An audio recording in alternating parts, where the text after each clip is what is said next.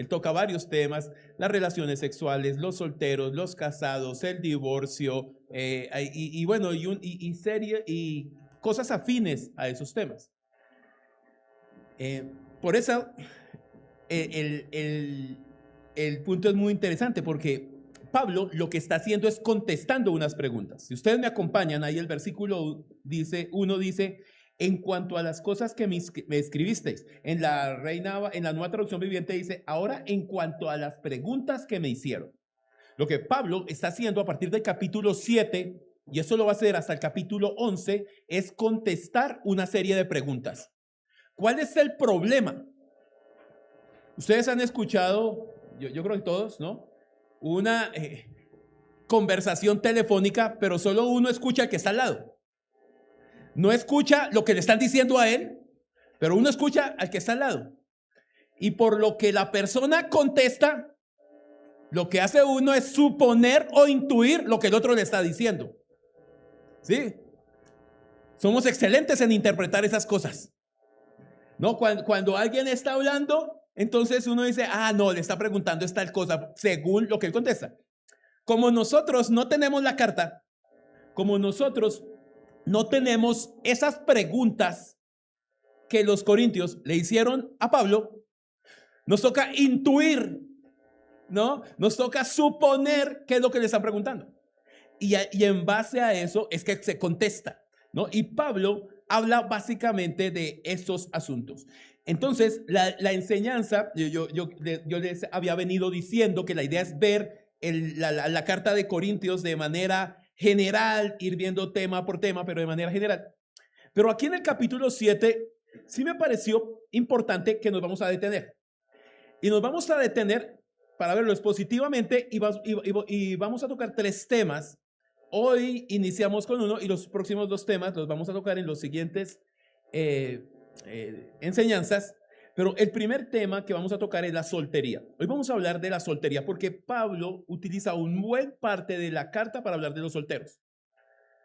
Una buena parte de la carta para hablar de los casados, que hablaremos después. Y una buena parte de la carta para hablar del divorcio o de las separaciones. Entonces vamos a tocar esos 3 temas por separado, pero hoy vamos a iniciar con la soltería, ¿no? Con la soltería. Y un tema supremamente importante, ¿no? Porque como ya hemos visto, en Corinto, ¿no? Era una ciudad que no se caracterizaba precisamente por su santidad, sino más bien por todo lo contrario, por la inmoralidad sexual, por la prostitución, por la promiscuidad, por todo este tipo de cosas se caracterizaba la ciudad. Entonces, los corintios le escriben a Pablo por carta a Pablo preguntándole sobre esos temas. Y al parecer, otra vez, lo que uno intuye, lo que uno percibe de lo que ellos le escriben, es que los corintios se habían ido al otro lado, al otro extremo, ¿no? Esos solemos ser los seres humanos.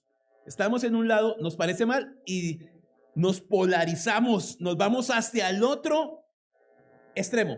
Entonces, ellos sabían que la ciudad era una ciudad promiscua, caracterizada por la inmoralidad sexual, por la sexualidad. Y ahora lo que estaban viendo los corintios que se estaban convirtiendo al cristianismo, que se estaban llegando al evangelio, era que el sexo era totalmente malo.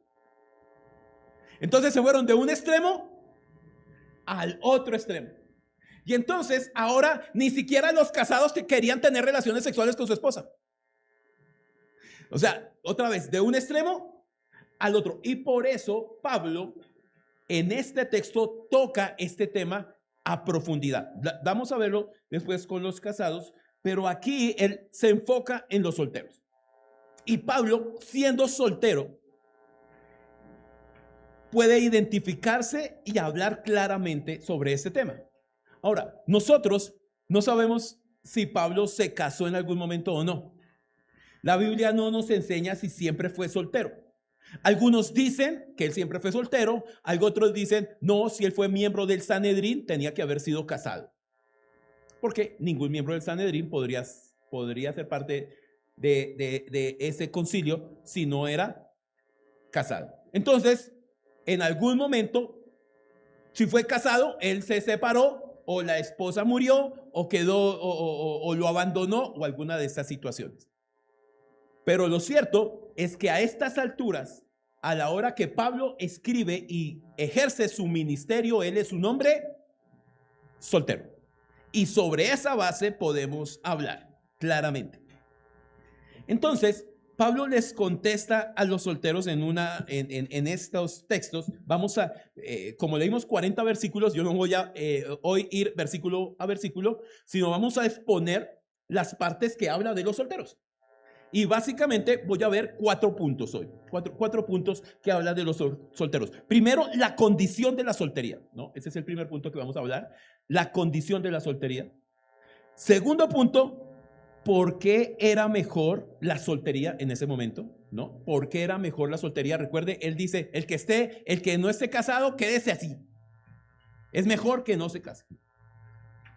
Tercer punto, las prioridades del soltero. ¿Cuáles son sus prioridades? Y cuarto punto, los consejos para el soltero o para los solteros. Entonces, eso es el bosquejo que vamos a desarrollar hoy. Vamos a pedir que el Señor nos dirija, que sea el Señor quien hable. Aun cuando esta enseñanza va dirigida a los solteros, yo no quiero hacer como en las fiestas, pero levanten la mano los solteros. Sin vergüenza, perdón. El asunto, ¿no? Es que, recuerde, dentro de la soltería entran separados, viudos, los que sean solteros. Aunque esta enseñanza va dirigida a todos ellos, es algo que afecta a toda la iglesia y a cada uno de nosotros. Entonces, que el Señor nos dirija y podamos tener un muy buen tiempo. Amado Señor, te damos muchas gracias por esta mañana. Gracias, Dios, por la oportunidad que nos das nuevamente de estar juntos y de poder abrir tus escrituras, Señor, tu palabra, y encontrar refugio y aliento en ella. Guíanos en esta mañana, Señor. Que seas tú hablando, que no sea lo que al pastor le provoque decir, sino que sea tu voz, tocando el corazón de cada uno de nosotros, Señor. Y que todos podamos seguir iluminados por tu Espíritu Santo, atentos a lo que tú nos quieres enseñar hoy. Te alabamos, Dios, te damos muchas gracias. En el nombre de Jesús. Amén. Bueno, entonces, primer punto, la condición de la soltería, ¿no? La condición de la soltería. En el contexto judío, ¿no? La soltería no era bien vista. Por una razón. Ellos se basaban en las escrituras y cuando Dios creó todo, ¿qué fue lo primero que vio Dios que no era bueno? Que el hombre estuviera solo. En base a ese versículo, en base a esa frase del Señor, que es verdad, los judíos veían a la soltería como un estado de segundo nivel. O sea, primero estaban los casados y después estaban los solteros. Por eso es que se dice que Pablo, si alguna vez fue miembro del Sanedrín, tenía que ser casado, porque nadie podía ser parte de ese consejo si no era casado. Y además, ¿no? Cualquier hombre que quisiera ser, digamos que líder de una sinagoga, fundar una sinagoga, ser parte, generalmente tenía que ser un hombre casado, ¿no? Porque eso era lo que ellos veían como algo de primer nivel. Ahora, en la iglesia, de alguna manera, se ha empezado a transmitir eso también. Y a lo largo de la historia se ha visto como que es más importante el casado que el soltero. Y es más, cuando las personas se ven solteras, de alguna manera se empiezan como a juzgar, ¿no? ¿Y el novio para cuándo? ¿Y los hijos para cuándo? Y empiezan a ejercer esa presión que de una vez les digo, no es nada sano. Eso no es nada correcto ni está bien. ¿Por qué? Estamos presionando a los jóvenes que por quedar bien con la gente empiecen a tomar de pronto malas decisiones. Entonces el asunto es que el primer punto que quiero que quede claro es que la soltería está al mismo nivel de hombre o mujer que son casados. No hay categorías en este caso. Por eso Pablo dice claramente, y lo repite, si ustedes estuvieron atentos a la lectura, si usted está solo, no peca. Pero si tiene que casarse, cásese. No, Pablo no escalafona ese asunto. Eso es lo primero que hay que quede claro. Ahora, dice versículos 1 y 2. Leo en la Nueva Traducción Viviente. Ahora, en cuanto a las preguntas que me hicieron, es cierto que es bueno abstenerse de tener relaciones sexuales. Sin embargo, dado que hay tanta inmoralidad sexual, cada hombre debería tener su propia esposa y cada mujer su propio marido. Y Pablo ahora está diciendo, bueno, si quieren quedarse solo, sería bueno que el hombre no tocara a mujer, dice la Reina Valera. Eso sería muy bueno. Pero, debido a la fornicación, debido a que ese no es un don que tiene todo el mundo, es mejor que se casen. El celibato, ¿no? Ustedes se han dado cuenta, el celibato no es esa norma para que, o ese don que tienen algunos de no necesitar pareja. No necesitan, no tienen esa necesidad todo el tiempo. Pero el celibato es un don. Mira lo que dice el versículo 7. Ahí adelante. Quisiera más bien que todos los hombres fuesen como yo, pero cada uno tiene su propio don de Dios. Uno a la verdad de un modo y otro de otro.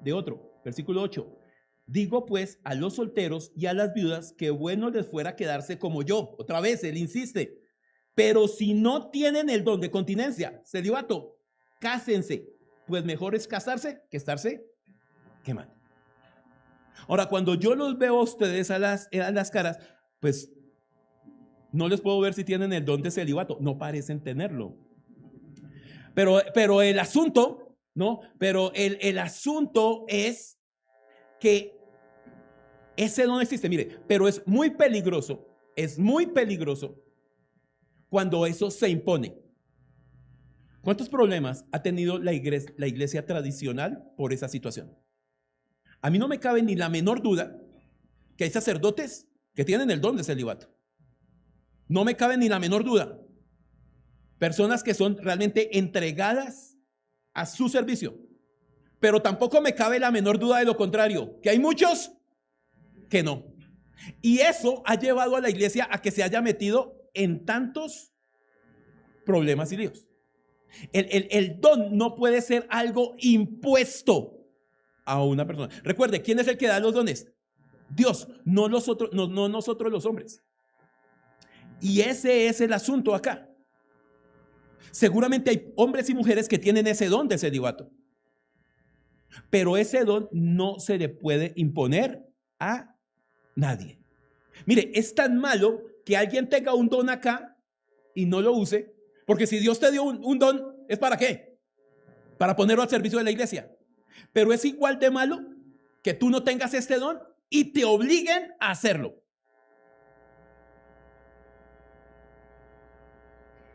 Sencillo, el don de enseñanza. No todos tienen el don para enseñar. Y yo no puedo presionar a una persona para que enseñe. Porque ¿qué puedo hacer con esa persona? Maltratarla, exponerla, que quede ir en contra de lo que es su verdadero don, ponerla en el lugar equivocado.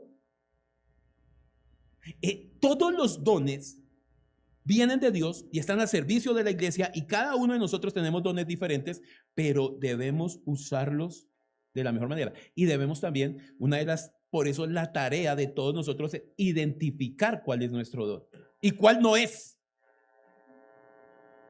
Yo lo identifiqué desde el principio. Mire, yo he servido siempre en la iglesia, pero nunca me he subido a cantar.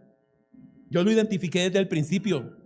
Sé que Dios no me llamó a eso, no estoy seguro de eso.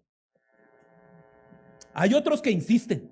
No, pero el asunto no es que de verdad, no, el punto es que uno pueda identificar en qué es lo que puede realmente servir y qué no. Ya, aquí ha habido hermanos muy sinceros y hermanos que me han dicho: pastor, mira, dígame lo que quiera, llámeme, cuénteme, póngame a hacer algo, lo traigo, pero no me vaya a poner a orar en público, por favor. Y me lo han dicho muy sinceramente, y yo digo: gracias por decirlo, Porque yo, sin querer, lo puedo exponer sin ninguna intención. Aunque orar, pues no es un don, ¿no? El orar lo podemos hacer todos, pero es la expresión pública, quiero decir en este caso. Pero ese no es un asunto. Debemos tener cuidado con eso. Cuando las personas llegan a cierta edad, especialmente las mujeres, empiezan a sentir presión de por qué no se casan. Y entonces las mujeres empiezan a tener que, empiezan a ser invitadas a los matrimonios de las amigas a tener hijos. Y ellas como que no llega el momento. Y no llega y empiezan a sentir presión y a meterse en una presión, de lo cual voy a hablar más adelante. Y pareciera que fuera mejor una cosa que la otra. Pero el asunto es que eso no es así, porque a Dios, cada Dios tiene un plan diferente, seguramente para algunos que para otros. Por eso no se puede uno caer en esa presión. Ahora, ¿cuáles son los dos personajes más importantes del Nuevo Testamento en cuanto a la extensión del Evangelio? El Señor Jesucristo y el apóstol Pablo. ¿Ambos qué? Solteros. La soltería es un don realmente muy especial. Mire, no podría el apóstol Pablo haber hecho lo que Dios hizo a través de él si él no hubiera sido soltero. Sus viajes, su sufrimiento, su libertad también para hacerlo, todo eso hace parte del plan que Dios tenía para él. Él anima a los solteros a que se casen, pero si no se casan, tampoco está mal que no lo hagan. ¿Listo? Entonces, en ese asunto hay que ser tranquilos. Por eso, al final, el cuarto punto va a ser unos consejos para los solteros. Pero ese es el asunto. Primero, el primer punto que quería que quedara claro es que la soltería, la condición de soltería no es una cuestión de segunda categoría. No, está al nivel de la primera. Mire, gracias a Dios tenemos solteros sirviendo en escuela dominical, en la alabanza, en otros ministerios, jóvenes y todo, porque tienen un poco más de tiempo que los que están casados. Es más, cuando se casan, perdemos algunos, sin agravios. Pero el asunto es que la Biblia nos enseña, ¿no? Mira como lo dice al final, versículo 30.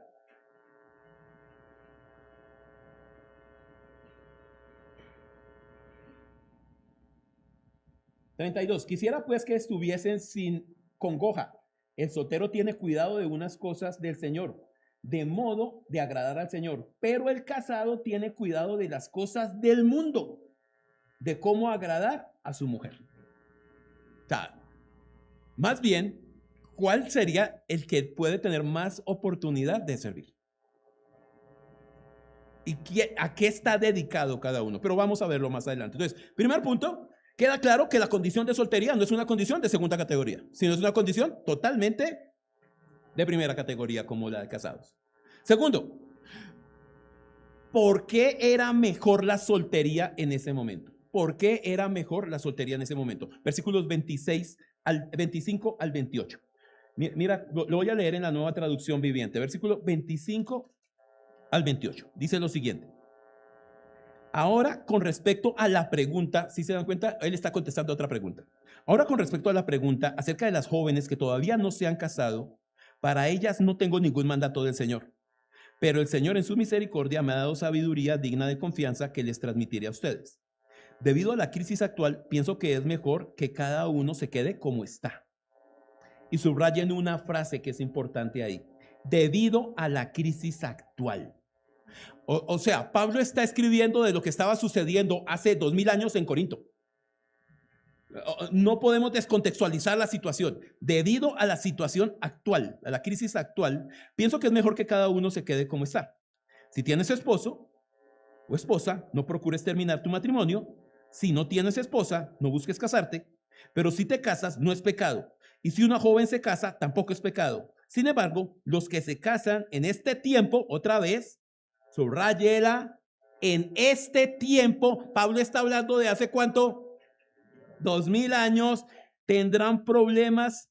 Eso no lo subraye, eso lléveselo en su mente. Tendrán problemas y estoy tratando de evitárselos, ¿no? Pero ahí hay dos palabras que son supremamente importantes.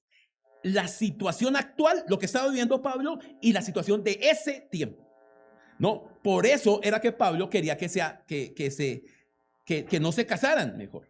Ahora, permítame primero decir algún asunto sobre el versículo 25. En cuanto a las vírgenes, no tengo mandamiento del Señor. ¿No? Y entonces algunos dirán, bueno, si no es mandamiento del Señor, entonces ¿qué está diciendo Pablo? ¿Su opinión personal? Porque muchos empiezan a decir, de alguna manera, vamos a ver otro texto, creo que el versículo 12 o 13. Mire, por ejemplo, el versículo 12. Y a los demás yo digo, no el Señor. O sea, ¿son consejos personales de Pablo? Eso es lo que hay que ver, porque ¿qué decimos? Un principio hermenéutico es que toda la escritura es ¿qué? Entonces la Biblia no se presta para opiniones personales. Eso hay que tenerlo claro, ¿no? La Biblia no son opiniones personales. La Biblia es la palabra inspirada del Señor. Ahora, contestemos la pregunta. ¿Por qué entonces Pablo dice, digo yo y no el Señor? Porque el Señor ya dijo cosas. Por ejemplo, el Señor enseñó sobre el divorcio. No, el Señor Jesús enseñó sobre el divorcio mientras Jesús, pero Él no enseñó sobre qué hacer las solteras. Entonces, ¿qué tenían que hacer las solteras? Entonces, lo que Pablo está diciendo, esto es una nueva revelación. Pablo en otros textos dice, esto ya lo dijo el Señor, y ahora en estos otros textos dice, pero ahora el Señor dice a través de mí. Toda la escritura es inspirada por Dios, hermanos. Hay que tener cuidado porque muchos te van a decir, si ve que hay opiniones personales. No, no es una opinión personal, es una nueva revelación que antes no estaba escrita o antes no la había dicho el Señor. Entonces, en esa nueva revelación dice, en cuanto a las vírgenes, no tengo mandamiento del Señor, mas doy mi parecer, la nueva revelación, como quien no ha alcanzado la misericordia del Señor para ser fiel. Tengo pues esto por bueno a causa de la necesidad que apremia. ¿Cuál era la necesidad que apremiaba? O como dice la nueva traducción viviente, ¿cuál era la crisis actual? Y la situación, muchos teólogos llegan a la misma conclusión, la gran mayoría. ¿Qué era lo que estaba pasando en ese momento? La persecución. Dentro de pocos años, a los siguientes, esta carta se escribe por allá en la primera, ¿no? Segunda año los años 50, por allá, 50 y piquito. Y años después iba a subir, unos añitos después iba a subir Nerón al poder. Iba a empezar la primera gran persecución sobre los cristianos. Ahora, esa situación actual hacía que era mejor que los jóvenes no se casaran. ¿Por qué? Porque cuando venía una persecución sobre ti, para un soltero, ¿qué era más fácil? ¿Qué tiene un soltero? Una caja y una cama, si al caso. Y el asunto es que coge el soltero su caja, o su cama, o su bolsa, y como el chavo, se va. Pero cuando esa persecución venía a un hombre casado, con hijos, ¿cuánto problema traía? Los que somos casados podemos decir, no importa que hoy no tengamos para comer nosotros, ¿cierto? Yo aguanto, pero que aguante mi esposa, que aguanten mis hijos. Eso ya es una situación totalmente diferente. Y por eso es que Pablo le está diciendo, en este caso, en esta situación actual, es mejor que se queden solos, porque los tiempos son difíciles. Eso es lo que explica. Ahora, imagínese todo lo que eso implicaba. Imagínese usted, como padre de familia, ver que a su esposa la maltrataran, la violaran, la golpearan. O ver tal vez que a sus hijos los echaran a los animales, a las fieras. O que sus hijos estuvieran viendo que fuera usted quien fuera echado allá o prendido como antorcha o desollado o presa de los animales salvajes. Y lo que Pablo está diciendo es mejor que no se casen. No es un tiempo para casarse. Pero Pablo también está diciendo, pero si se casan, tampoco hacen mal. Pero Pablo está insistiendo en que no se casen para que el verdadero creyente, ¿qué haga con su vida? Muy bien, sirva al Señor. En lugar de estar preocupado por cuidar a su esposa y por cuidar a sus hijos, el verdadero soltero cristiano debería estar preocupado por servir al Señor, porque el evangelio siguiera creciendo. Recuerde, estábamos en esa primera época que en historia de la iglesia la llamamos la expansión. Que la iglesia siguiera creciendo. Y lo que Pablo está invitando, quédense como ¿quién? Como yo. Hagan lo que yo hago. Porque esa fue la forma en que la iglesia crecía. Entonces, por eso, Pablo invita a esa situación. A esa situación en ese momento. ¿Eso aplica para hoy? Si está soltero, quédese solo. El asunto es el mismo. Esta es una situación, una condición en que es diferente lo que estamos viviendo hoy. Pero los principios siguen aplicando de la misma manera. Si usted sabe que no tiene el don de quedarse, busque esposa, cásese. Busque esposo, cásese. No es bueno que el hombre esté solo. ¿No? Un hombre solo es un medio animal. Ya cuando se casa es un animal completo, pero el asunto es que ese es el llamado. Realmente es a que vivamos de acuerdo a lo que Dios nos llamó. La vida de la soltería, por eso el título de la enseñanza no se los había dado, pero el título es honra al Señor con tu soltería. Que tu soltería sea para honrar al Señor. A eso es que nos llama Dios. Pero Pablo advierte, si usted se casa, problemas va a tener. ¿No? Dice el versículo 29. Pero esto digo, hermanos, que el tiempo...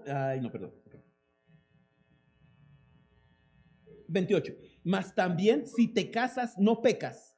Y si la doncella se casa, no peca. Pero los tales tendrán aflicción de la carne y yo os quisiera evitar. Pablo no está haciendo una campaña por la soltería. Pablo está invitando a las personas a que sean conscientes de la realidad de casarse. Tú cuando estás solo, lidias con tu pecado y te amargas con tu pecado y cargas con tu pecado.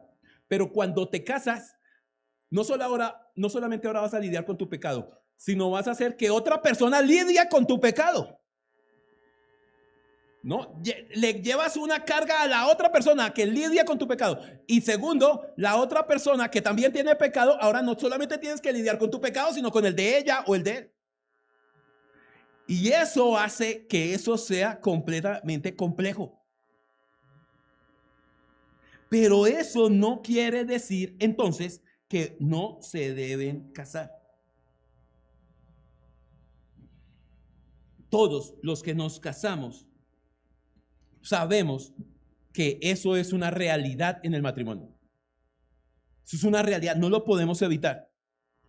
Tú te casas y van a empezar malas noches, preocupaciones, peleas, separaciones temporales, situaciones económicas difíciles, pérdidas, adaptarse a otras formas y una serie de cosas difíciles. Para todo esto, dolorante. Pero el asunto otra vez es que eso es una realidad que no podemos evitar. Y es bajo esa situación que realmente uno que se construye el matrimonio, que uno crece, que uno madura también. El soltero, quédese soltero por convicción, quédese soltero porque está llamado a eso, no por egoísta. Porque si no, igual va a sufrir y va a estar esclavizado de otras situaciones. Cuando uno se casa sabe que tiene que renunciar a ese egoísmo, que tiene que renunciar a esas situaciones e ir e iniciar una nueva condición. Pero lo que Pablo dice es que igual cuando tú te casas, esa relación será temporal. Porque es hasta que la muerte, ni un día más. Hasta que la muerte los separe. Pero mientras tanto, el soltero tiene una relación con Dios que es una relación ¿qué? Eterna. Y él está diciendo, tú estás en una relación eterna, en una relación que es fructífera, una relación en la que nunca será motivo de dolor para nosotros. ¿Quieres cambiar esa relación por una relación temporal y dolorosa? Y él está diciendo, si lo haces, no hay pecas. Pero si no lo haces, también sírvele al Señor. No es otra vez una relación de segunda categoría. Entonces, otra vez, esa es una decisión que cada uno debe de nosotros tomar. Pero el asunto es que en nuestra soltería, mientras tengan ese tiempo, que realmente el Señor les dé el privilegio de poder servir, de poder disfrutar de Él, de poder ver esas verdades. Y eso nos lleva al tercer punto. ¿Cuáles son las prioridades del soltero? No, ¿cuáles son las prioridades del soltero? Mira lo que dice el versículo 32. Quisiera pues que estuvieseis sin congoja, ¿no? O como dice la Nueva Traducción Viviente, quisiera que estén libres de las preocupaciones de esta vida. Ese es el asunto, ¿no? Quisiera que estén libres de las preocupaciones de esta vida. El soltero tiene cuidado de las cosas del Señor, de cómo agradar al Señor. ¿Cuál es la prioridad de un soltero cristiano? No, esa es la prioridad de un soltero que sea cristiano. Agradar al Señor. Si esa no es tu prioridad, pues entonces no estás honrando la vida del Señor. No estás honrando, no estás cumpliendo con lo que Dios te ha llamado. Si tus afanes son más lo económico, lo social, una cosa y otra, entonces estás llevando la vida que no es correcta. Dice el versículo 33, pero el casado tiene cuidado de las cosas del mundo, de cómo agradar a su mujer.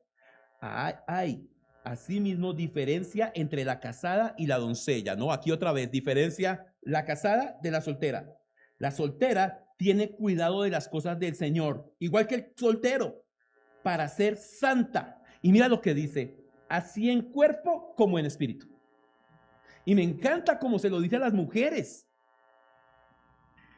Santa en cuerpo y en espíritu. Y piensa en algo, solteros y solteras. Piensan en algo. Tú estás en la iglesia. Y si tu principal deseo es servir al Señor, si tu principal deseo es agradar al Señor, si tu principal deseo en las damas es cuidar su cuerpo, si su principal deseo es cuidar su espíritu, si su principal deseo es tener una mejor relación con el Señor,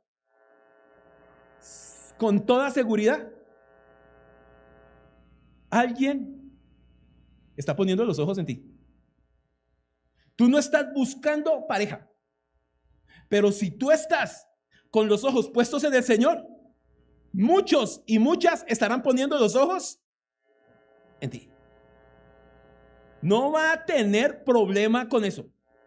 Admiradores va a tener y admiradoras va a tener.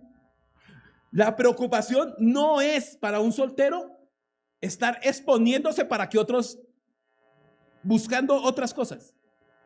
La preocupación principal para el soltero es estar enfocado en el Señor. Y de esa misma manera muchos se van a mirar y querer decir, yo quiero que él sea mi esposo. A mí me gustaría una esposa como él. Y mira que no estás poniendo los ojos en otras personas. Eso es supremamente. Y me encanta como lo describe Pablo. Cuida tu cuerpo, cuida tu espíritu. Ten una buena relación con el Señor. Y seguro que eso va a despertar solo, sin necesidad de estar buscando lo que no se te ha perdido. No necesitas sino poner los ojos en el Señor. Esa debe ser la prioridad principal del soltero. La prioridad principal del soltero, buscar al Señor. Claro, si está en casa, su prioridad es Dios, su prioridad será su trabajo, sus padres, porque no tiene esposo ni esposa, serán sus padres. Si vive en casa, será su estudio, si estudia, será su trabajo y su servicio. Está ahí donde realmente es importante todo esto. Recuerde, estamos hablando de un joven cristiano. Debe estar haciendo eso. Mire, solo se van a dar las otras cosas. Cuando tú te enfocas en ti, en lo que tú necesitas, en lo que tú quieres, pues ya estás de hecho descuidando a lo que fuiste llamado. Deja de reinar y de buscar un reino para ti. Sirve al reino que ya está y es eterno, al del Señor. Ahí es donde vas a darte cuenta de cómo va sucediendo todo esto. Ahora, dice un pastor, mire, nosotros solo tenemos una vida y es bien corta. Abrir y cerrar de ojos. Vale la pena dedicar esa vida al servicio del dueño de la vida, en lugar de estar buscando otro tipo de cosas.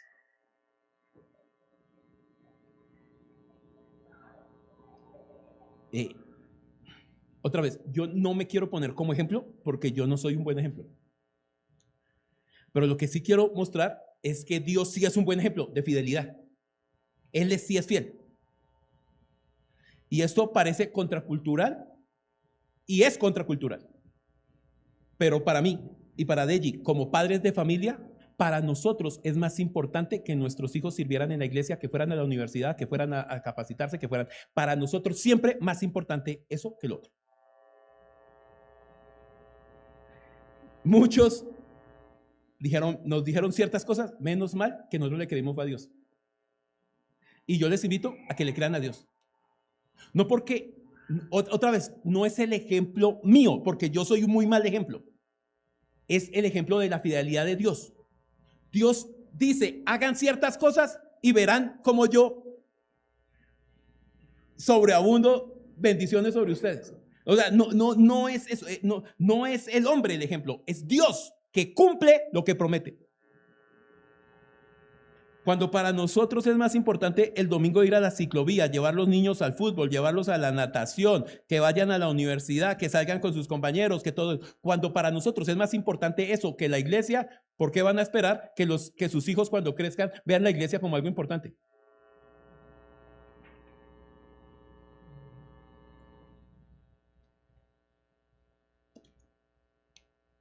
Si para ti el domingo no es importante venir a la iglesia, si no es importante congregarte, si no es importante, ¿por qué crees que para tus hijos sí va a ser importante? Si tú el domingo por la mañana te parece más importante ver un partido de fútbol, descansar, dormir porque es el día de descanso, ¿por qué creen que cuando tus hijos crezcan va a ser más importante la iglesia que otras cosas? Hermanos, otra vez, yo no soy el ejemplo. El ejemplo es la fidelidad del Señor. Ese es un asunto importante. Si tú no tienes como prioridad enseñarle a tus hijos que la prioridad es Dios, no piensen, no, es que está chiquito y no sabe. No piensen que cuando ese niño tenga uso de razón va a decir, pero ¿por qué si para ti no fue importante? ¿Por qué para mí sí tiene que serlo? Hermanos, enseñémosle las prioridades a nuestros hijos. La prioridad para un niño es Dios. Y yo no estoy diciendo que las otras cosas no son importantes. Pero la prioridad es Dios y el servicio a Dios. Así haya que pagar y pagar un precio por ese servicio. Porque esa es la otra. vamos a la iglesia y antes que Dios esté agradecido conmigo porque le serví. No, no, no, no, no. Yo voy a la iglesia como sacrificio. ¿Qué dice Romanos capítulo 12, versículo 2? Ofrezcámonos como ¿qué? Sacrificio vivo, agradable a Dios. Porque eso es, y si ven la palabra que sigue, ese es nuestro culto racional. Eso es una cuestión de razón, de normal. ¿Qué le transmitimos nosotros? Mire, recuerde, los que somos padres, todos vamos a ser padres de solteros. Hasta que ellos salgan de la casa. Pero debemos enseñarles en ese camino de la soltería cuáles son sus prioridades. Y su prioridad debe ser Dios. Por encima de cualquier otra cosa. No estoy menospreciando la educación, la formación, el deporte, no. Pero eso nunca debe reemplazar el primer lugar. Cualquier cosa que quita el primer lugar de Dios, eso va a tener problemas más adelante. Entonces, ese es el asunto. Prioridades. Y cuidarlos, enseñarlos y que se formen. Y Dios va a ser fiel. O sea, recuerden, no es por nuestro esfuerzo, no es por lo bien que nosotros lo hagamos como padres, es por creer en la fidelidad de Dios. Él es el que es fiel, no nosotros. ¿Listo? Y eso me lleva al último punto. En el último punto quiero tocar unos consejos para los jóvenes cristianos. Yo aquí le doy todo el crédito a un pastor que se llama Bernardo Ríos. Es un pastor especialista en familia. Si ustedes lo quieren buscar, búsquenlo. Es un pastor mexicano, es un pastor joven, ¿no? Y él, en sus años de ministerio, se ha enfocado en su familia. Y él dice, en cuanto a los jóvenes, divide los consejos para los jóvenes en 3 categorías. A los solteros, más bien, yo digo jóvenes, no, pero para los solteros, divide los solteros en 3 categorías. La primera categoría es el peligro de las citas. La segunda categoría es qué cosas califican de un candidato a matrimonio, o sea, qué cosas debes tener en cuenta con una persona con la que considerarías casarte. Y tercero, él da un modelo bíblico para conocer a alguien para casarte. Pero vamos con el primer punto, ¿no? Los peligros de las citas. Nosotros vivimos en una cultura en donde el joven y la jovencita salen de casa. Las invitaciones o las citas son fuera de casa. Y eso es totalmente popular. Eso es lo que vemos hoy. En un tiempo no era así, ¿no? En un tiempo el hombre pedía permiso para ir a la casa de la chica que iba a conquistar y allí conocía a sus padres, estaba con ellos, tenían una relación, él iba y hacía visita en la sala de la casa, no en la puerta, en la sala de la casa, y allí se conocían, hablaban y enseguida se iba, volvía, tenían ciertas conversaciones y cierto asunto. Pero en nuestro mundo occidental, en los últimos 70 años, después de los 60 especialmente, empezó, después de la revolución sexual y de la época de los hippies, empezó lo que ya conocemos como las citas fuera de casa. Pero esas citas son, y lógicamente la ha adoptado la iglesia, porque como los jóvenes crecen en ese mismo ambiente, entonces eso lo adoptó las personas, la iglesia. Entonces él enseña en sus libros, porque ha escrito algunos libros, que el primer problema de las citas es que te van a llevar a la fornicación, ¿no? Y él dice, ese es el primer problema. Este es el mayor de los peligros. Muchos de los muchachos, ¿no? Y yo me he encontrado con esos muchachos, ¿no? Con esos muchachos que vienen a mi oficina y hablan conmigo y me dicen, no, pastor, mire, o algunos me dicen Arbey, bueno, pastor, mira, lo que pasa es que yo oro cada que me voy a encontrar o voy a salir, yo oro para no caer en esa situación y termino cayendo o en relaciones o en inmoralidad. Y uno dice, oiga, tan espirituales. Ora antes de salir. No, es que el problema es que está violando el mandato bíblico. Dios no dice que ores. Dios dice, huye. Huye. Tú no te puedes exponer a algo que vas a saber que vas a ir y vas a caer.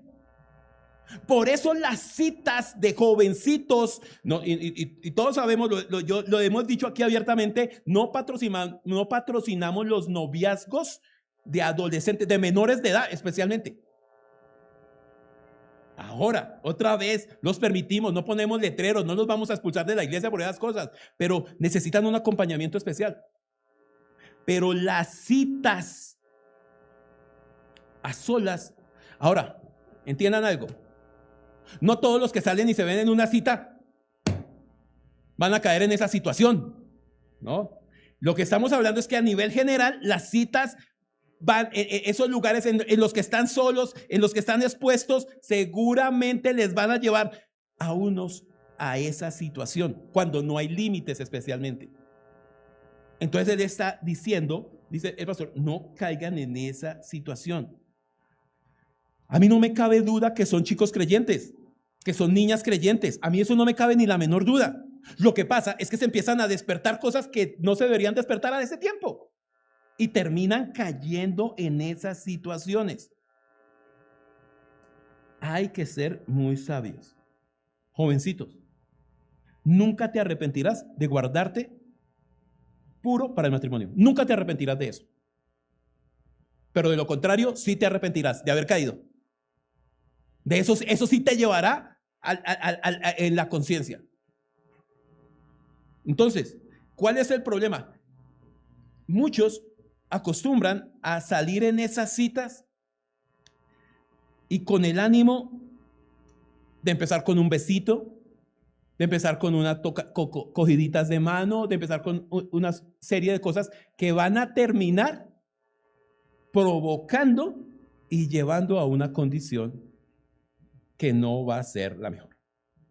Entonces, el primer punto es que las citas, el peligro de las citas es que seguramente te van a llevar a la fornicación. No te van a llevar a conocer a la pareja, sino a caer.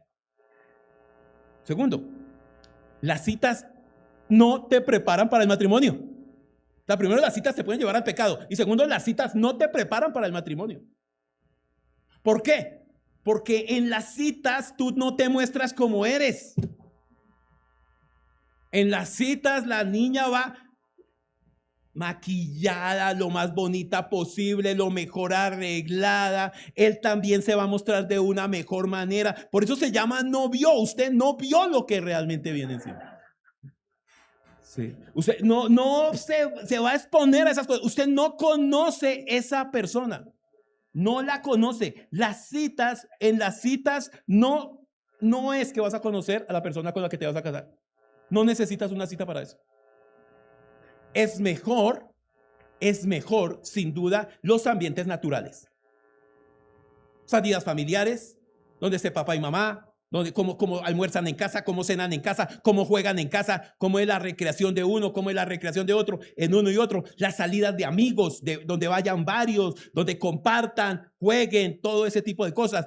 El servicio en el ministerio, que se conozcan en el ministerio, cómo sirven. Esas cosas en ambientes naturales son las que realmente dan para conocerse. Las citas a solas, no, a ver, cuando hablo de citas no es que no puedan salir a tomarse en un café. O sea, tengamos en cuenta varias cosas, ¿no? Que hablen, que compartan, pero cuando es recurrente ciertas cosas, se están exponiendo. Las citas no son para conocerse, no nos preparan para el matrimonio, ¿no? Son los ambientes naturales en que conocemos a la persona. Y tercero, en cuanto a las citas te quitan tiempo y te roban el don de la soltería.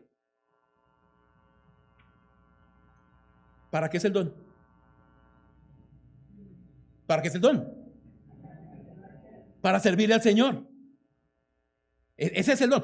Pero si tú estás preocupado por citas, y ese es el asunto, ¿no? Muchos chicos se acostumbran a citas y citas y citas y salen, y esa es la otra. Si tú vas a salir con un muchacho que ya sabes que ha tenido 10 o 15 citas con muchachas diferentes, ese no es el muchacho que te conviene. Ese no es el muchacho que te conviene. Y viceversa. Aquí el asunto es que realmente, porque eso se puede convertir, las citas son supremamente peligrosas, se puede convertir en un hábito total y no en una convicción. ¿Listo? Más bien, es mejor aprender a esperar, a confiar en Dios. Aun cuando las mujeres se sienten más presionadas con estas situaciones, como iglesia todos debemos ayudar, las amigas deben ayudar, deben animarse entre ellas, pero ante todo, tener sus ojos puestos en el Señor y esperar. Puede que en la soltería sientas dolor y te sientas sola, pero puede que te metas en una relación que te cause mucho más dolor y te traiga mucho más problemas. Es mejor esperar, ir paso a paso y confiar, conociendo y confiando en Él.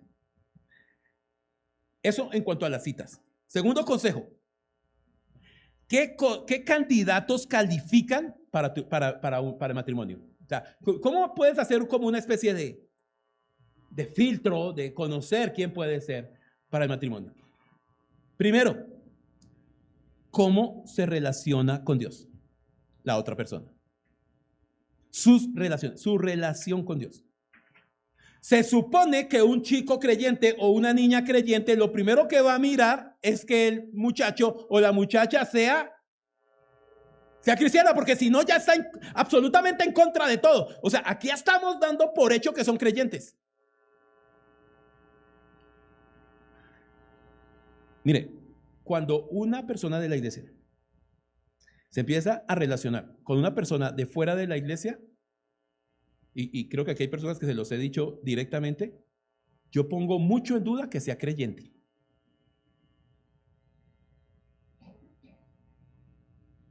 Pastor, eso es yugo desigual, y yo casi que diría que no es yugo desigual, y ninguno de los dos es creyente. Aquí el asunto es supremamente delicado y en eso hay que ser radicales. El primer punto es que tú debes considerar una persona que por lo menos asiste a la iglesia. Tú no puedes medir el nivel de espiritualidad de nadie, pero por lo menos una persona que asiste a la iglesia. Ahora, lo que sí tú puedes ver es cómo se relaciona él con Dios. Sirve, se congrega regularmente, ofrenda.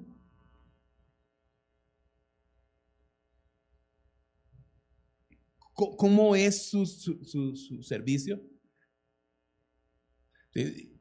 Alguien dijo, no, si no quieres que el diablo sea tu suegro, no se case con uno de sus hijos. Pero el asunto es que lo primero que tenemos que estar seguros es que nosotros seamos hijos de Dios. Porque si no, no es el suegro, es el papá. Y eso es supremamente importante. ¿No? Ese es el punto. ¿Cómo se relaciona con Dios? Segundo punto de esta categoría, ¿cómo se relaciona con otros? O sea, tú ves que esa persona, por ejemplo, ¿quiénes son otros? Los papás, los amigos, los jefes, los pastores, los líderes. Estamos hablando dentro de la iglesia. Si tú ves a ese muchacho o a esa muchacha que te gusta y resulta que esa muchacha no se sujeta a sus padres, les contesta mal, no los honra, ¿por qué crees que a ti sí te va a honrar y a respetar? Si no se sujeta a sus padres, ¿crees que a ti sí te va a sujetar, te va a honrar, te va a respetar?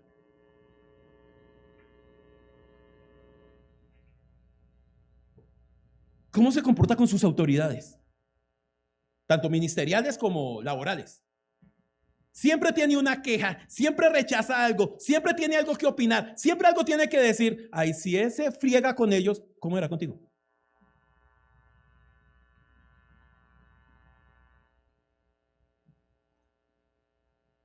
Otra, ¿cómo se relaciona con el sexo opuesto? ¿Ama a todas las hermanas? En el buen sentido de la palabra. O sea, ¿cómo se relaciona con los otros? ¿Cómo lo ves? ¿Cómo se relaciona con el sexo opuesto? ¿Es serio? ¿Es respetuoso? ¿Es respetuosa? ¿Es seria? ¿O coquetón y coquetona? Porque eso lo puedes prever antes. Mira, yo creo que tenga en cuenta algo. Aquí no estamos buscando perfección. Porque finalmente todos podemos engañar a todos. Pero el asunto es que esta es una situación seria en la cual vas a exponer el resto de tu vida. Y vale la pena que también hagas un examen serio de lo que vas a hacer. Porque eso lo justifica. Cuenta una historia de Jonathan Edwards, pastor de Estados Unidos, ¿no? Y un día, estamos hablando de ya hace 200 años, ¿no? Y Jonathan Edwards él tuvo hijos e hijas, y vinieron a pedirle la mano de una de sus hijas, ¿no? Un muchacho vino de la iglesia a pedir la mano de su hija, y después de que lo escuchó, Jonathan Edwards le dijo al muchacho, le agradezco, usted ha sido muy cordial, muy decente, muy formal, pero yo no te voy a dar. El muchacho lo aceptó y le hizo, pastor, usted tiene toda la razón en su palabra, pero ¿me podría dar una razón? Y el pastor Jonathan Edwards, porque yo conozco a mi hija y sé que es una creyente. Pero aquí entre nos, mi hija no te merece a ti, busca algo mejor que mi hija. Y el asunto, no, acá, es que uno dice, de verdad, vale la pena tener cuidado en cada detalle. Y todos debemos ser sinceros. Yo he tenido consejerías con parejitas en el que he hecho todo lo posible porque no se casen, pero terminan casándose. Y el asunto es que unos funcionan, otros no tanto, pero uno sabe que va a sufrir, o tal vez porque no sea el tiempo, tal vez porque podrían esperar otro poquito, tal vez porque había más otras opciones, pero el asunto es que estas situaciones, cuando no se llevan conductos regulares, van a traer generalmente dolor y sufrimiento. Eso no quiere decir que la gracia de Dios no corrija las cosas, que la gracia de Dios no abrace, que la gracia de Dios no, pero hay cosas que uno puede evitar, ¿no? Esa es la situación. Entonces, ¿cómo se relaciona con Dios? ¿Cómo se relaciona con otros? ¿Cómo se relaciona consigo mismo? ¿No? O sea, él dice que es creyente, ¿es coherente con lo que dice? Su vocabulario, su forma, su disciplina, se provee para él mismo, se puede, tú ves que es suficiente, porque no hay provee para él mismo, te va a proveer a ti. Otra vez, no es perfección acá.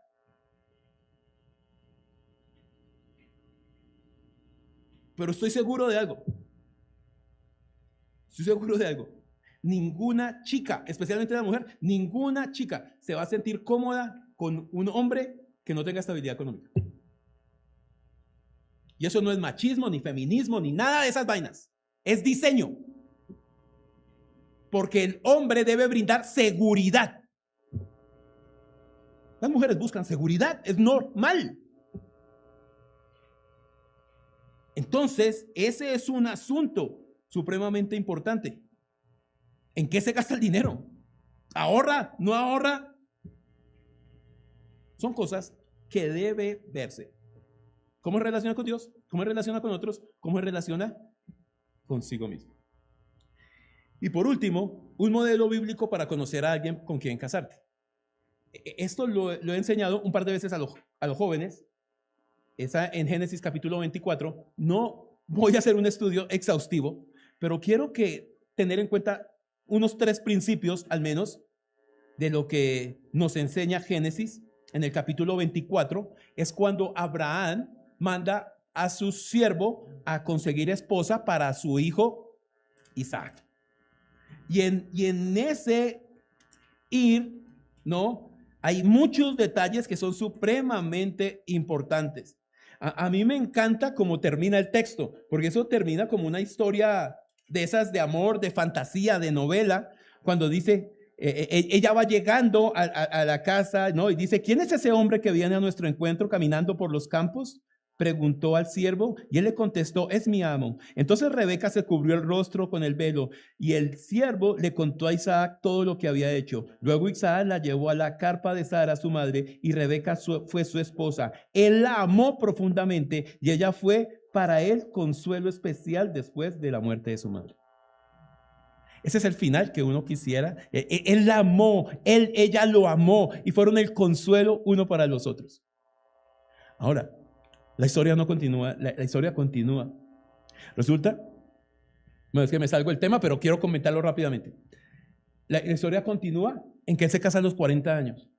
Y resulta que Rebeca es estéril, pues no se van a dar cuenta sino hasta que se casan, que ella es estéril. Pero lo más lindo de la historia es que en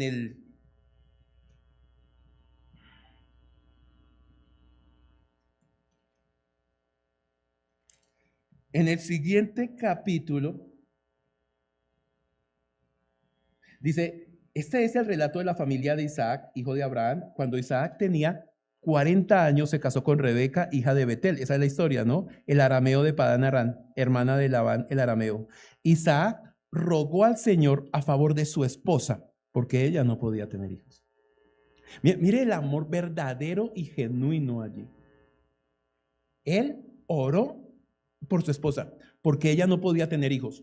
Lo que nos deja entrever la historia es que Rebeca en algún momento se cansó de orar para que Dios le diera un hijo. Pero Isaac oró por ella porque ¿qué? La amaba. Mira, lo que a mí me causa mucho, algo especial en esta historia es que la mayoría de los hombres hubieran buscado otra esposa porque en el fondo era legítimo. Si una no podía darle hijos, tener otra. Pero lo que hace Isaac es que él ruega por ella para que le diera hijos. No podía tener hijos. Y dice el mismo versículo 21, el Señor contestó la oración de Isaac y Rebeca quedó embarazada de mellizos. Pregunta, ¿cuánto tiempo duró orando él por ella? 20 años. Cuando tenía 60 fueron padres. Hermanos, el modelo bíblico siempre es el modelo ideal. No hay ningún otro modelo válido. Es como Dios dice. Pero permítame terminar con este principio sencillamente. No voy a decir más. Voy a decir un solo principio de Génesis 24. Y el principio es el siguiente. 24 versículos 7 y 8. Dice así. Después de que Isaac de Abraham manda a su siervo, dice el versículo 7. Jehová Dios de los cielos, que me tomó de la casa de mi padre y de la tierra de mi parentela, y me habló y me juró diciendo, a tu descendencia daré esta tierra, él enviará su ángel delante de ti, y tú traerás de allá mujer para mi hijo. El principio principal es que no te pongas la presión sobre ti, pon la presión sobre Dios. No te cargues tú. No te cargues tú por la persona que estás buscando. No te cargues tú por el cónyuge que estás esperando. Pon la presión sobre Dios. Porque el Dios que te salvó a ti, el Dios que te ha dado tu hogar, el Dios que ha levantado tus hijos, el Dios que te ha rescatado, el Dios que te ha llamado al ministerio, el Dios que te ha salvado, ese Dios también es capaz de proveer el cónyuge ideal para tu hijo y tu hija. Ese es el llamado de nosotros los padres. Ora por tu hijo. y ora por los cónyuges de tus hijos. Y espera en Él, porque dice el versículo 8, no, aquí me sigo extendiendo. Y si la mujer no quisiere venir en pos de ti, déjala libre. El asunto es, ponle presión a Dios. Pero si la mujer que tú crees que es, no es, déjala. Será otra. La presión siempre debe estar sobre Dios. Ora por tus hijos. Ora por sus cónyuges. No dejes de hacerlo. Ese es el llamado que nosotros tenemos. Desde pequeños, cuando están nuestros hijos pequeños, de allí y yo podíamos tener, y aún tenemos, tiempos de oración por nuestros hijos, por sus cónyuges, por el que Él viene, porque otra vez es la voluntad de Él. Recuerda, es el que Dios envía. Tal vez puede que mande uno del color que tú no quieres, pero es del Señor. Y eso está por encima de todo. Y no me cabe ni la menor duda que es Dios el que hace la obra. Dios es bueno, hermanos. Más de lo que tú te imaginas, más de lo que tú piensas. Dios ama más a tus hijos que tú mismo.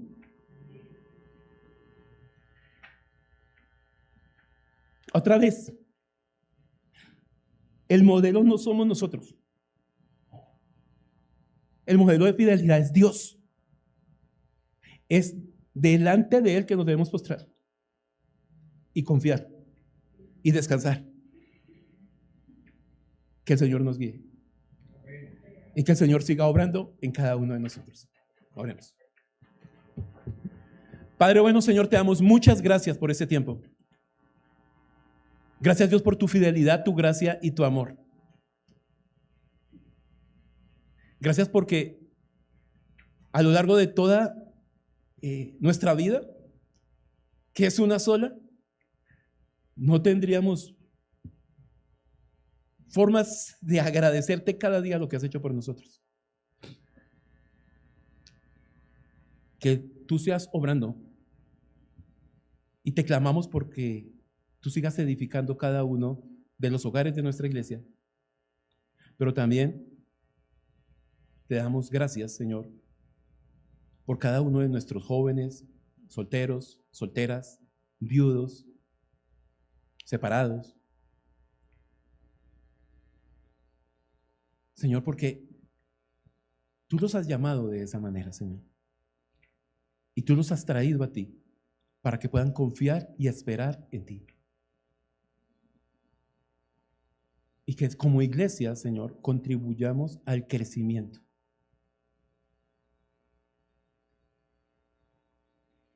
A la formación de cada uno de ellos. Uno ve cada jovencito crecer y lo ve como su propio hijo. Y sabe todas las decisiones que tiene por delante para tomar en este mundo, Señor. En un mundo difícil, traidor, con un enemigo que es feroz, implacable, un desgraciado que busca robar el gozo. Pero te clamamos, Señor, porque tú obres en misericordia y gracia con nuestros jóvenes y que nuestros jóvenes puedan escuchar tu voz, Señor. Que puedan atender tu consejo, Dios. Que puedan estar atentos a ti y disfrutando de tus verdades, Señor. Tú eres el camino, Señor. Y yo oro en esta mañana también, porque si hay alguien que aún no te conoce, si hay alguien que aún está apartado de ti, que no ha venido a ti en arrepentimiento y fe, no va a tomar una buena decisión, Señor. Porque la primera gran decisión que debe tomar es decidirte por ti. Ir a ti en arrepentimiento y fe, Señor. Gracias, Señor. Te clamo por ellos. y por cada uno de los que estamos acá. Que tú nos sigas edificando y nos sigas dando crecimiento de acuerdo y conforme sea tu voluntad. Te alabamos, Señor. Te damos muchas gracias en el nombre de Jesús. Amén. Hermanos, me alegro compartir esta mañana con ustedes. Que Dios les siga bendiciendo, que Dios les siga guiando. Un último anuncio antes de que se vayan, hermanos. Primero, el miércoles es el último miércoles de este mes. Entonces, este miércoles tendremos nuestro compartir. Entonces, todos cordialmente invitados. Este miércoles a las 6:30 nuestro servicio y poder compartir como hermanos un tiempo especial. Y segundo, a los que son padres de familia, nuevamente, se ha diseñado un formulario para tener una base de datos como familia de sus hijos. Entonces seguramente algunos de los profes les van a estar diciendo que si les parece bien llenar esa base de datos, es con el ánimo de poder ayudar, pegarles una llamadita, acompañarnos unos a otros. Es datos para la iglesia. Entonces, gracias, hermanos. Y ahí ya está Daniel. Los que quieran inscribir sus hijos para el campamento, por favor, también es una buena oportunidad. Hermanos, Dios los bendiga, que estén muy bien. Hasta pronto. Nos vemos el miércoles.